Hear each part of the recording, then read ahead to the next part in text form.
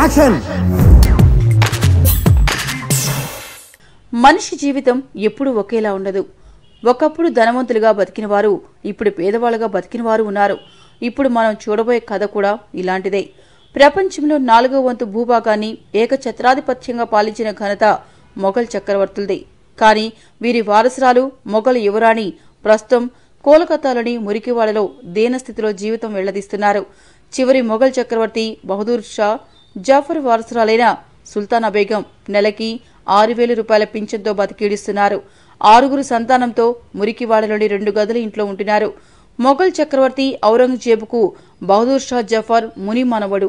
ఆ బహదూర్ షా ముని మనవడి భార్య సుల్తానా బేగం. బ్రిటిష్ వారిపై మొఘల్ చక్రవర్తి తిరుగుబాటు విఫలమవడంతో చాలా మంది హతమయ్యారు.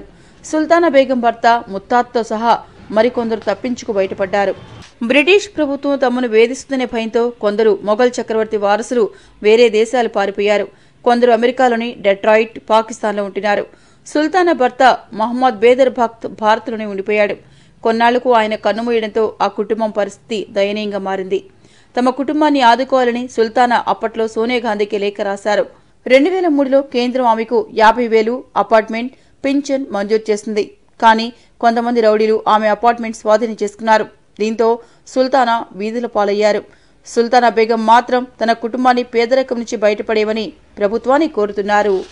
Please subscribe to Friday Poster. Please subscribe to Friday Poster. For very interesting and hot updates, subscribe to Friday Poster. Please subscribe to Friday Poster. Please subscribe to Friday Poster. Thank you for tuning into Friday Poster. Please do subscribe, like and share.